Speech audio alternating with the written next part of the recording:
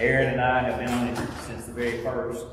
John Wood was the original member on the committee, and he passed away, and Dennis Ray replaced him. So we've been doing this the last 2 years.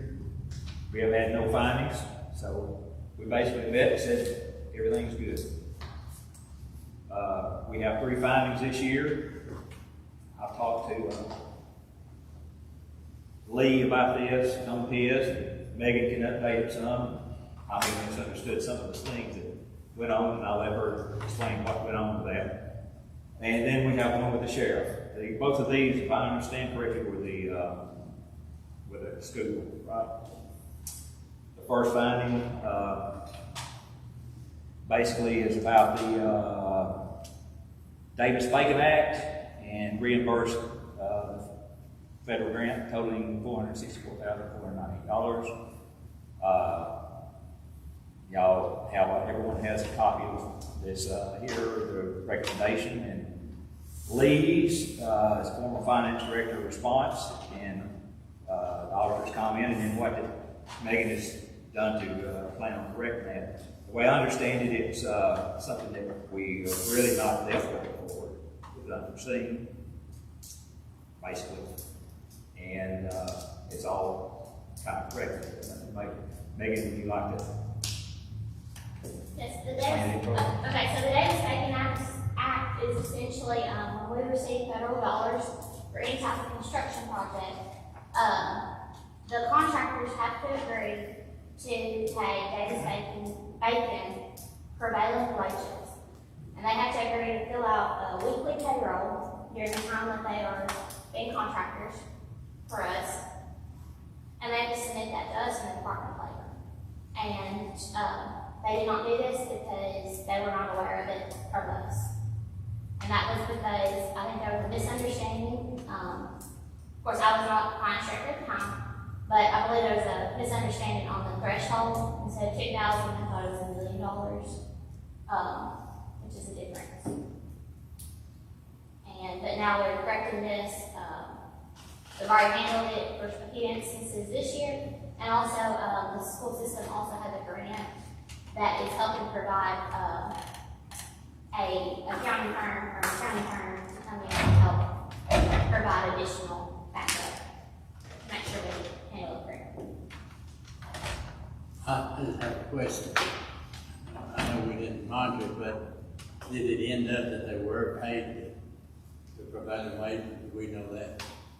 I mean, we don't let them back from people saying, well, they didn't go for the act. I'm sure they were. This is Davis-Bacon Act, for the most part, is to ensure that these big contracting companies don't come into these towns and underpay their employees. And pretty much every contracting person that was used was local. I've worked federal jobs, and I know it's a different world. They can pay who to hire and how many. It's different. Okay. Well, I recommend we send Megan's response back in. We'll see what the auditors have to say. I'm pretty sure they'll understand that. The second thing is competitive roof bids, and it's on the gymnasium, I believe. Is that correct? Yeah. The high school gymnasium, I think.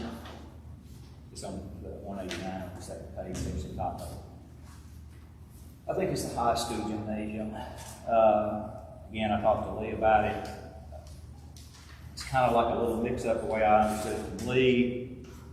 We switched the repair guy, the maintenance guy that's over that. He thought he could repair it in December, found the leak, said it needed to be fixed immediately. He thought he could patch it up, patched it up. The new guy came in and was leaking again, and he said if we didn't do something immediately, the floor would be ruined, and it'd cost us a whole lot more.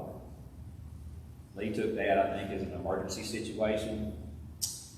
They question it, but I think that they're okay with it. But anyway, we basically will make sure we do any competitive bid there on making you. Does that sound about right? Yes, that's right. Okay. So, anybody got any questions about that? And again, we'll send that into it. Okay. The third is the main thing, I think, or the big deal. I think everyone's kind of aware of the rumors running around, but anyway, the vehicle was delivered to the mayor elect prior to September the 1st, after August 4th. Sheriff states the mayor elect requested a surplus vehicle for use as mayor. He had one available and assigned it accordingly. And again, everyone has spoken, read it there, what it said. He mentions he had spoken with the county finance director about the topic in the past, and he agreed it would be more cost effective to assign a mayor vehicle rather than paying mileage. I don't think he advised him to go ahead and do this. That's just what I think about talking to him. There's a problem with that. Made the county liable for it. There's also a little question of, as I said, that me and a few other people have had, other commissioners, about the timing of this, and that the mayor and the sheriff are settling a lawsuit, and the sheriff supplied the mayor with a car. I think we need to send that in and ask what is going on with that. Let the state decide what's going on with it. I called Kelsey and asked him what he thought about it. Kelsey advised me that if we thought there was any kind of fraud, waste, or whatever, that we were obligated to report it to the comptroller. And that was Kelsey's take on it. So, my advice is that we, again, the sheriff's not here. Robbie, would you like to add anything to that? I'll explain it. Well, through the will of the county, on my end, there's no ill intention, and if you guys feel like it needs to go back to the auditor after it's funded, then I support you. Okay. Make a note that the mayor was there. Do you two have any questions or anything to add to that, Dennis Ray? Sheriff? You got anything else? I don't think we should note that now, we are gonna revisit the policy on. Right. That's gonna be something that we will put in there too. Yeah, You we talk want to about. revisit our policy on the transferring vehicles department. My recommendation, just make sure we got clear definitions on any resolutions that we have in this book going forward. Yeah, because, I can understand that it's serviceable. But I think, anything over a certain monetary value needs to go through the commission before. Absolutely. Can transfer. That takes it off the management, it puts the full commission, I think it's what it would be. I agree. That's right. Dennis Ray, do you agree with that? I do too. It's unanimous decision. We'll recommend that we change that policy a little bit and clarify it, nothing else about that. And that's only three things that we've got. If anybody has anything they'd like to add, that's fine from that. Anybody from the public? I got a question. Who determines the prevailing wage? I would say that would go through the That's state. set forth by the Department of Labor. You talking about the prevailing wage, what it should have been? Yeah. Yeah, that's it, yeah. There's a list essentially on when you fill out the payroll forms, and it has on there what people should specifically be making based on their category of carpenter, roofer, different. Okay. Yes. Yeah, they could be rough. Do we know who the contractors were that were used?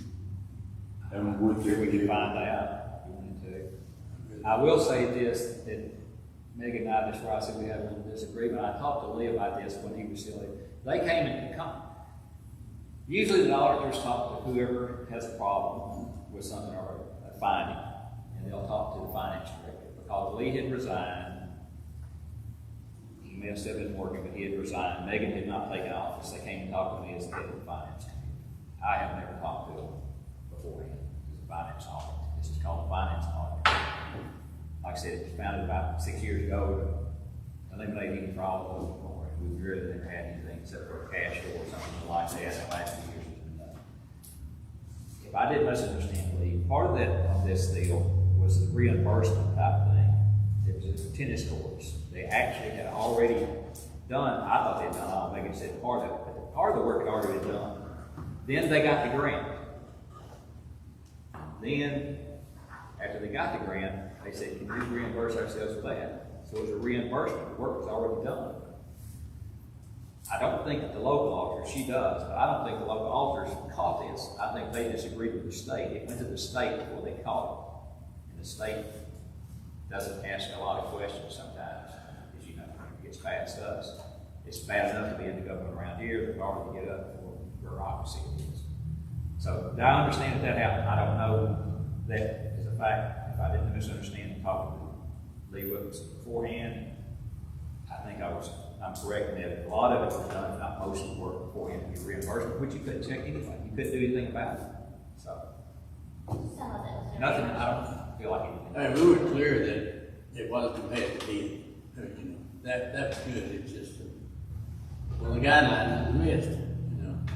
I think nothing underhanded from nobody's part, you know. The positive thing that came out of this, we understand moving forward, maybe if I'm not mistaken, the ARPA funding, anything we do like that, we have to follow that same type of standard, right? Some of it. Yeah. Anything else to do with this? That, the act though, I'm gonna be very honest with you, there was a year or two that somebody got rolled up with the same thing. Because that right there is a tough deal to know what Robbie's paying Jack to be a carpenter. I mean, or whatever, it's pretty tough. Yeah. And it could be, I think I got rolled up a couple times on it. But, you're not gonna tell the state what to do. So you can. And it only If it applies didn't to work federal out. funds. Right. It only applies to federal It's funds. federal, not state funds, and we don't get that much of it, so we have. That's just like As far as I know, This is like. this is the first time in my 12 years that I've ever heard of it. I was general foreman on the job as part of federal funding, and usually general foreman hires the people. I'd go up right before the thing. Well, they called me and said, everyone's got to hire this certain amount of them that did, because the federals tell us to. So they govern a lot of stuff, and it's certain, as they say, it's my money, and I'm gonna do what I want for the federal money. So, Right. But you said federal funding, but who does your audit? Who does your audit? State comptroller.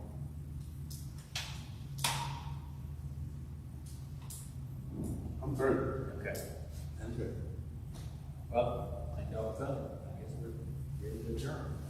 Now, your motion to adjourn? So moved. Second. Hey, Commissioner, don't forget your packets. Okay. Where you got them. They're 97 pages, so don't get intimidated. Rob said, motion. I was scrolling, I'm trying to download part of it, scrolling through it, and I know